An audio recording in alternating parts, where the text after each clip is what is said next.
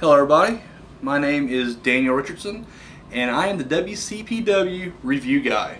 And yes, I've been voted #1 in my neighborhood top sex offender. So I got that going for me. Anyways, and I am here with the WCPW Loaded Episode 3 review. Alright, so let's get right into this. Now let me just preface this real quick. Let me just throw something out there. You know, for #1, I respect what these guys are doing all the way. I mean, I'm talking from the performers that's in the ring, all the way back to, you know, the guys who, work out, Walk Culture Wrestling, their YouTube channel, to, the people who are editing this stuff together. So any kind of criticism I throw out there, just so you know, I love the product. Like, this is just my own little opinion. It means nothing at all. So just don't take that personally at, and when I say, like, I don't like so-and-so or whatever, once again, respect the person. It's more at the character or, whatever. So I just want to get that clear right now. I don't need Rampage coming here and pile drive my shit. So anyways, okay. So the first thing we're going to notice right off the bat was, man, Newcastle, the crowd. What the fuck? Like, there's nobody there. Vacant. It honestly looked like the last episode of Thunder. Like, it was literally just like a typical WCW crowd in the early 2001s. Just saying, it was crazy. But I will say, for lack of crowd, dude, they were still on fire and very vocal, and I love that. That's what I love about these WCPW crowds, dude. They're all into it, so fucking awesome. Of course, production looks great. I mean, I think once again, this promotion looks good. It looks legit. For an indie show, hey, they're doing a bang-up job. So guys, keep that shit up right there. The other noticeable difference this week was we did not have Simon Miller on the commentary team. And don't get me wrong, King Ross, hilarious. Like, seriously, the guy is fucking funny. Adam Blampied, brilliant. Like, they're both just hilarious. But they're both kind of heelish. Like, you can't, I mean, when you have a commentary team, you gotta have one person who's like the color commentator, and the other person has to be the play-by-play guy. You can't have two Bobby Heenans. You gotta have a Gorilla Monsoon in there. And that was the problem I saw right off the bat. And it did not flow well at all. Because typically these guys would be making fun of the faces and, playing up the heels, and they kept kind of switching back and forth on it. And it was just kind of, And don't get me wrong, I mean, I get it, Simon Miller, you're trying to become a pro wrestler, and dude, I wish you the best of luck. Microphone's not plugged in, by the way. And anyways, no, so I mean, I hope, wish you the best of luck, but we gotta get another commentary guy in there, like, seriously. Forgive me, I mean, I've been watching your guys' programming forever, and I don't know the blonde girl's name. You guys have a blonde girl back there in the back. I think she should take over ring announcing duties. And let's throw Kenny. Let's throw Kenny in there. That's just my suggestion. That's all I'm saying. Now, don't get twisted. I think the commentary was fine for the evening. It worked out good. Whenever Ross had to do it alone, he was good at it. And then when they were together, it wasn't bad. But you got to have that straight guy. You just can't have, you got to have an Abbott and a Costello. You just can't have two Costellos. It doesn't work out that way. So. But aside from that, everything else worked pretty good on the production side. So let's get into the show. Joe Hendry comes out, him and Joseph Connors, to challenge Rampage for his spot, in the main event, and at Built for Destruction. His spot, and I'll tell you now, it's hard for me. And now, once again, not talking about the real people, talking about the characters. It's always hard for me to root for Joe Hendry. Like, to me, it seems like he should totally be a heel. Now, I get it. The crowd fucking eats him up. The crowd loves him. But for me, I'm just like, this guy just... Like, I would much rather boo him, as a heel. Like, I would love to hate him more. Like, it'd be like Adam Blampied trying to become a face. It wouldn't work. You're just like, no, I want to hate this guy. You want to hate, Blampied. And I want to hate Hendry. But I will say, this was the first time that I kind of rallied behind Hendry. I really was. I was like, all right. Dude, him and Blampied on the mic was gold. Like, I'm not just swinging from nuts here. I'm not trying to kiss ass or suck balls. It was gold. Dude, I thought it was brilliant. I loved it. if I would change one little thing, I felt like Blampied got a good verbal jab in on Joseph Connors. Now I'm a big Connors fan. Once again, I feel like this guy is going to be the future of WCPW. So when he made the little comment, and I'm paraphrasing here, but he's like, oh, and you're just not important enough to know your name. If I was Connors, I would just grab the mic and be like, buddy, I'll come over there and, I'll teach you my name right now. Just something to prove that he just didn't get punked out by Blampied, The other small problem I had was, okay, you got Rampage, who is supposed to be this monster fucking heel. Now I'm talking about, the character. I'm not, believe me, his wrestling ability is great. He's great in the ring. But he's supposed to be this monster, unstoppable heel. And the initial problem with Rampage was, with me, just my personal opinion, is when he first came out, Adam Blampied overshadows him. And it's not Rampage's fault. Dude, Blampied is just oozing with charisma. Dude, you love to hate him. Like, you love the guy, but at the same time, you're just like I want to see, like, after he insulted Joseph Connors, I want to see him eat a cradle DT. I was just like, dude, pick that fucker up and just DT his ass right there. I would love to see it. So I was a little concerned about that, but Rampage came in that first week, leveled the security guard, pile drove him, and then tore the bell up. And dude, he got some nuclear heat. Like, it was awesome. And I'm like, all right, finally, he's gonna be on that level with Blampied now. They're both gonna be a hated duo, and it just didn't quite work out. My problem with it his match last week against Noam Dar, was the fact that he's a cruiserweight. Now, I get it, I don't get it because I've never actually been in the ring wrestled, but I get it. You want to make sure, everybody looks good. You want to get everybody get their stuff in. But if you're building Rampage up to be this unstoppable monster, it's going to go against Big Daima, who has not looked weak yet, you want, Rampage to start tearing through some jobbers or something. I don't know. But you put him against Noam, who, has some international success. He's, right now he's being featured on the Cruiserweight Classic over in WWE. So I get you want him to look good, but it's like, you just made Rampage look very weak. Like, he couldn't even handle a Cruiserweight. He was struggling with a Cruiserweight last week. So he comes into this week, and as Blampied and Hendry are, throwing some verbal jabs at each other, Blampied said something, and Hendry came after him. But when he did, Rampage got in his way like a weak-ass security guard. And I'm like, what the fuck? Now, Blampied did his job good. He got the fuck out real quick. Like, he acted like he was scared and whatever. Connors, can't really say anything about him because, he was told early on, I'm going to do this alone. So, I mean, I get it. If your boy says, I got this, you stand to the side. Like, hey, you fucking got it, whatever. But Rampage, who was called out, this unstoppable monster who was called out, comes out there, and as soon as his opponent for tonight comes after Blampied, Rampage, instead of just leveling the motherfucker for clothesline, or they just start brawling, he just like, oh, get back, oh, you can't touch him. And I'm like, what the fuck? And I'm gonna throw like a little analogy out there. Let's just substitute these wrestlers with other people.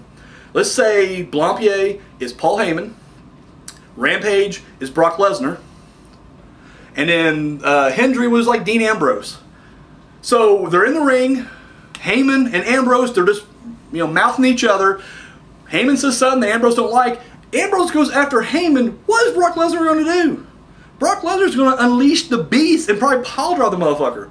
Or I guess F5 him, but in this case, Rampage would pile drive. But he's going to level him. Or, as soon as Brock Lesnar, or as soon as, Ambrose realizes Lesnar's getting in the way, he's going to turn and start swinging on him, and you're going to get a brawl. Either way, either of those things would have been acceptable. Instead, you would not see Lesnar like, oh, hey, easy, Dean, get back. Oh, hey, you can't touch my manager. No, that would not happen. So it's hard for me to buy into Rampage as anything other than just another heel wrestler. So I don't know. That's just my only thing I saw. I was like, oh, this. If you want to get it, to me, I feel like Primate is definitely more of a heel monster, or a monster heel, either way, I guess, than Rampage. I don't know. It just irked me a little bit. And I know you're thinking like, well, you had Connors there too, and it would have been. But like that would have been even better. Like if Rampage starts kind of getting the better of Hendry, then Connors can jump in. Blampied already exits out. He scurries out like the sewer rat that he is. Goes up the ramp or whatever. And then when Rampage gets knocked out, it don't make Rampage look weak because it took two of them to take him down. And then, of course, Blampied can, hey, no, it's not worth it. Come back. and then he can be the one that's doing like the, you know, hey, easy, we'll take care of it later. And I don't know, it didn't make no point. It didn't make no sense from a character standpoint, and neither did him just accepting the challenge. Like, why would Blampier like risk, after Rampage already struggled with the cruiserweight last week? Why would he risk Rampage's spot in the title match? It made no sense. And where the fuck was Pacitti at? I'm calling you out, Adam. I'm sorry. You gave me a shout out on Twitter last week, and I appreciate that. That was awesome. But I gotta call you out this time. Like, you are the general manager of WCPW. Now, this wasn't like later on the show when Drake and Big Daima had their impromptu match, because that wasn't affecting the world title picture. However, this was. This is your main event at Built for Destruction. Your title match picture. Now, or title, your picture, whatever. Yeah, main event. The main event, world title picture, I got it out there. You gotta get, you can't just be like back in the back, like having a cup of coffee. I'm assuming you're watching the product. You got your monitor back there. I'm going in kayfabe a little bit here, but just go with me. You hear they're trying to discuss the title. They're like, Hendry's like, I want my shot, I want my spot. And Blampier, as a heel, a slimy heel, should be like, no, we don't have to prove anything to you. Fuck you. And then you could have had a little skirmish or whatever. Then as Rampage and Blampier are going back up the ramp, that's when Pacitti's music hits. He comes out and he's just like, listen, I like that idea. Rampage, you didn't really earn your spot into the title match. This is WCPW. This isn't what they do in WWE. You got to earn your shit here. The match is set for tonight. That would have made more sense.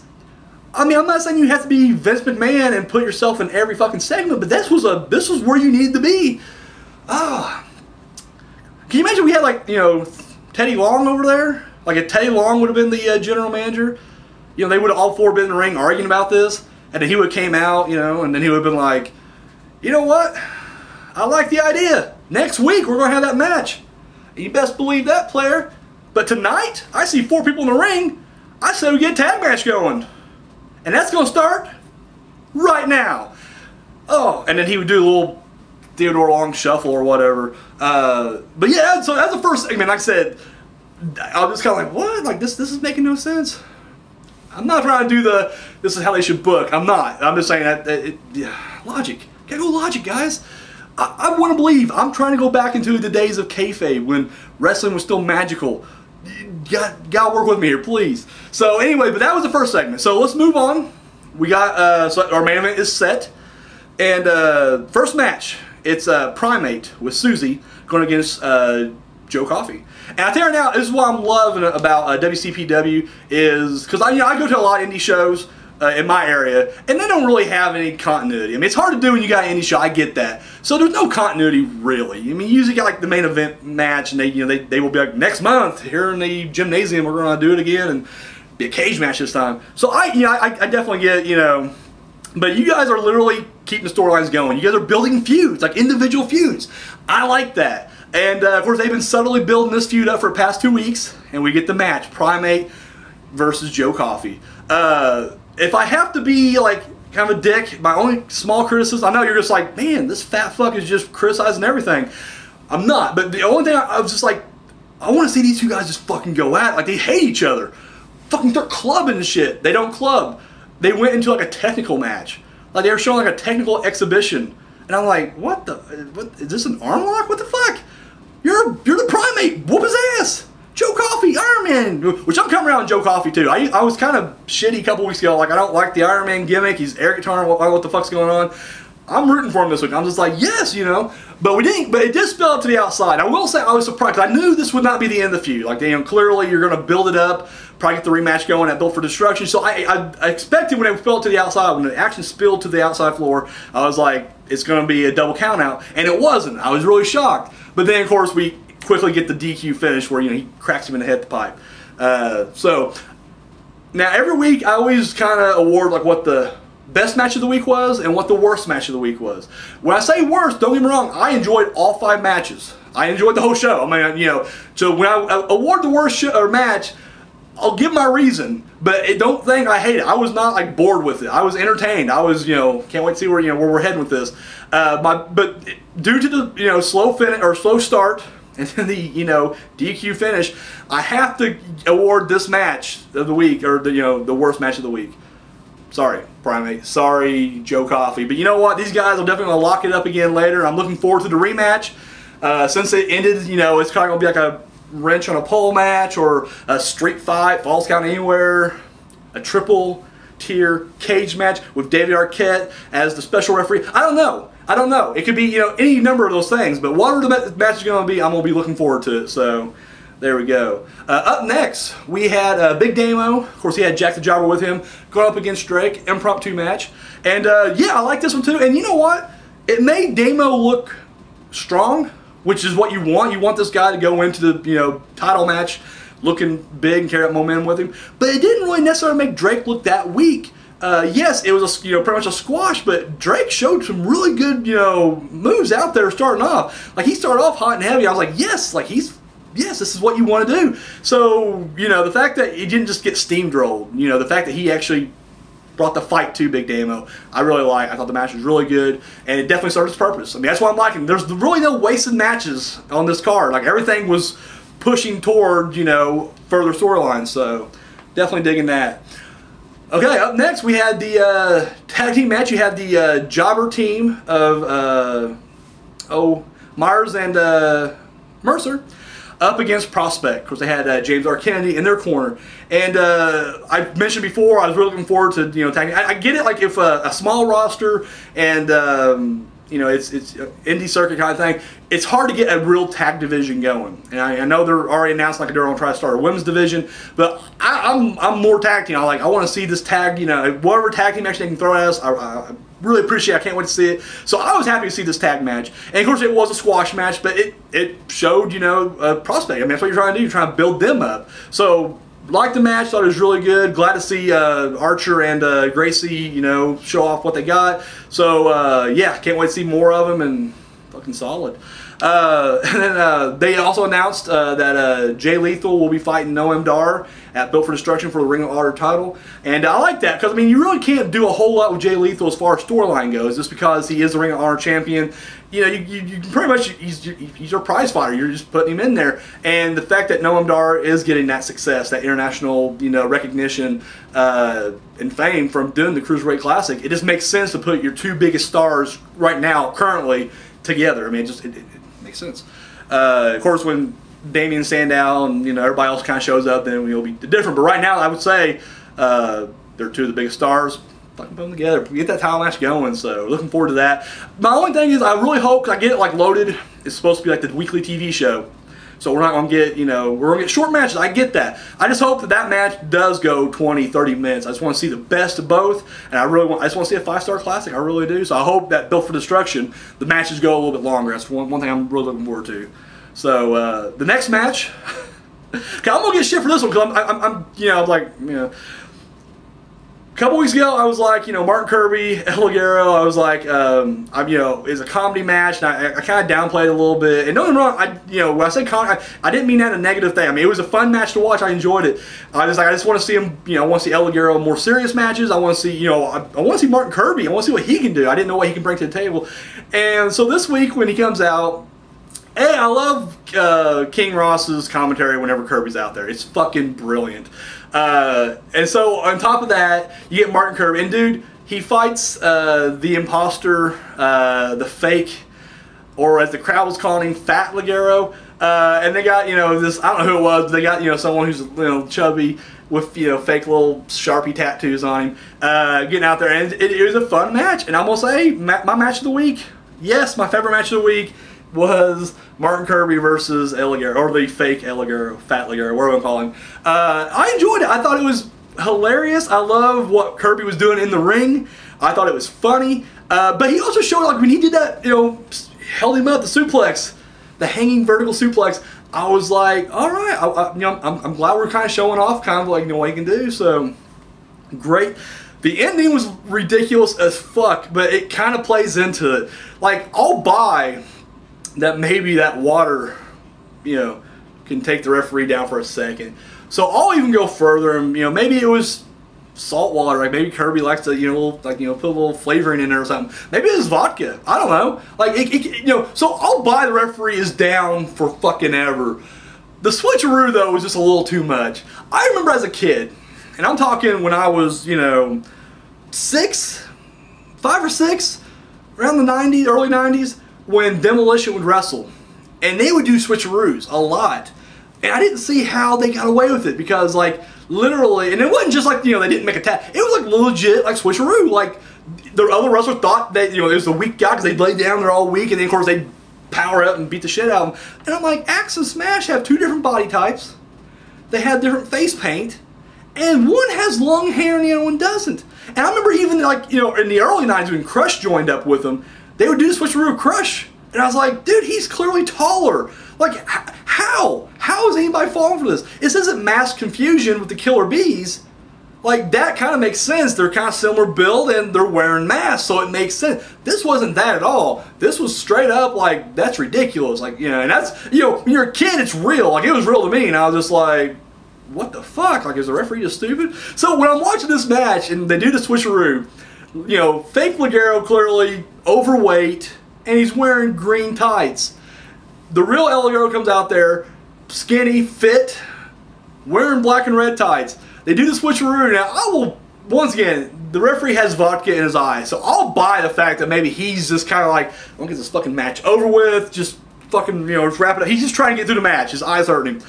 But the fact that like Martin Kirby don't know, I'm just like, oh, what the fuck? But it kind of plays with Martin Kirby's character. He's kind of stupid. He's not paying attention. So, I mean, it kind of worked. It kind of didn't. But I was highly entertained. Like, I was like, this is fun. Like, I was laughing out loud a lot. Like, I was like, this is fucking awesome. And I can't help it. It gets match of the week. So that's your match of the week right there. And then the post-match interview or promo with Martin Kirby and Adam Pacitti backstage was fucking gold. Laughing through the whole thing. Dude, I don't know what it is, because it's not even that funny. Like, when you write it out, it's not that funny. But the fact that he calls him Adam Parmesan, dude, I lose it every time. I'm like, that is, and he keeps putting the microphone like right in his fucking face. Dude, I'm losing. I don't know how Adam Pacitti is not just like crack each time. Like, I'm curious. Do you guys take multiple takes of that shit? Because I would just lose my shit all the time. Like, I couldn't do. Dude, Kirby's hilarious. And you know what? I take back what I said earlier about him just being a... Dude, I like him. He's one of my favorites now in the WCPW. So, thank you, Martin, for the entertaining match. Illagay was one of my favorites anyway, so I'm really looking forward to the next. This match, once again, it pushed the storyline further. And I'm hoping that, when they do go off, I'm just assuming it's going to be at Built for Destruction. I want to see a damn good match. I think they can deliver, so I can't wait. And finally, we got the main event. And it had the spot. Who's going to face Big Daima at Built for Destruction? Become the first ever WCPW World Champion. Joe Hendry, Rampage. And you know what? Damn good match. But my complaint again is that it made Rampage look completely weak. Like Joe Hendry, and no wrong, it made Hendry look good. And that's great. I'm glad, because once again, past 2 weeks, I have not been able to root for Hendry. Even like the weeks leading up, don't get me wrong, his shit's entertaining. The sketch that they did with Jack the Jobber before the first episode, I enjoyed all of them. I enjoyed the storyline going into the main event, the first Loaded. But still yet, I'm just like, as a fan, I gotta root for Big Daima. Like, he has his eye on the prize. Even from a storyline standpoint, and then just the fact that it just feels weird to be rooting for Hendry when he's clearly heelish. Like, I don't want to root for him. I want to root against him. It just, I don't know, it felt like, it's hard to get behind him. He was last week, the tag match, same thing. He was just kind of, it's all about Hendry. Great, entertaining, I like it. He's not a face, so, and if that's what they're working for, like they're going to basically turn him later on, I get it. So, but I'm just saying it's hard for me to even root for him. I'm like, well, I can see it's coming a mile away. I'm not rooting for this guy. I'm voting for him. But this is the first week I was just like, yeah, go Hendry. I want to see a local hero win. Because crowd's always behind him. And it was a damn good match. But once again, it just made Rampage look like a bitch. I'm sorry. And the fact that he's, like, I was hoping they'd use the pile driver. Like, I get it. Like, once again, I guess in like a realistic, you don't want to lose your potential match, your title match. You don't want to get suspended, because if you use a pile driver over and over, everybody's like, get the fuck out, you're suspended, and you'll lose your title match. So I get it from that standpoint, but at least break the rule once. Like, break the rule, get suspended, and then like have Blumpy find like a loophole. Like, oh, you signed the contract, but we added an addition thing to the back of the contract. You didn't read the back, did you? It says you can't suspend him, or if you suspend him, he can come back. He can Roman Reigns his way back into the main event picture. You'll be fine. It's no problem. I would like to see that, but it's like the pile driver is just, it's hindering him more than anything else. Like, it's not really adding anything to the, you know, the mix. So, but overall, decent match. And, you know, I love Blampier as a manager. And, dude, I mean, big props to him right there. Because, I mean, seriously, he's all business. Like, you buy that he's honestly wanting his man to win the match. Like, I go to a lot of indie shows and you see some of these really bad managers. Like, yeah, they're going through the motions. They're doing the heel thing. But I don't buy it. I'm like, no, you're just clearly going through the playbook. You're doing what you... But, dude, Blampier, you buy it. I'm like, no, this guy's the real deal. Like, this guy will do whatever it takes to have his guy win, and I like that. So, overall, highly enjoyed the show. I think it was a great show.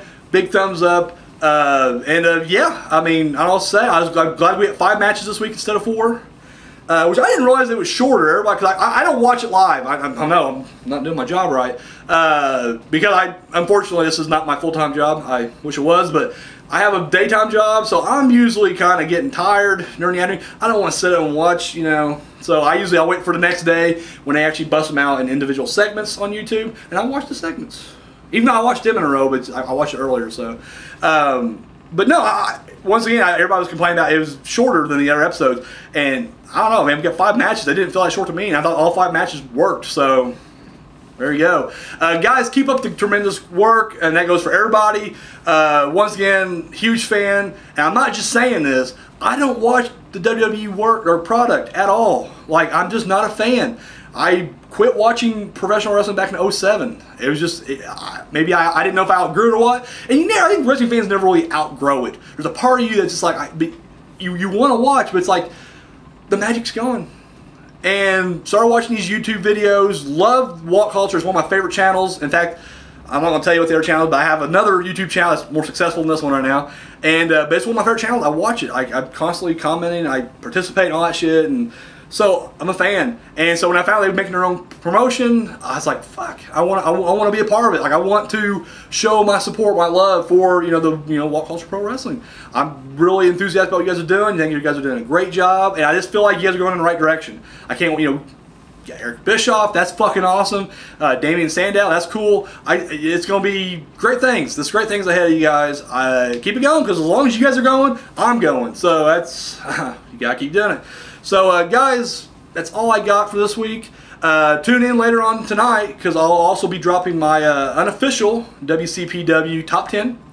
And then tomorrow I'll be doing the WCPW Weekly Recap Show, where basically I just kind of recap everything that's, you know, including Loaded, and then of course all the major announcements made throughout the week that are WCPW related.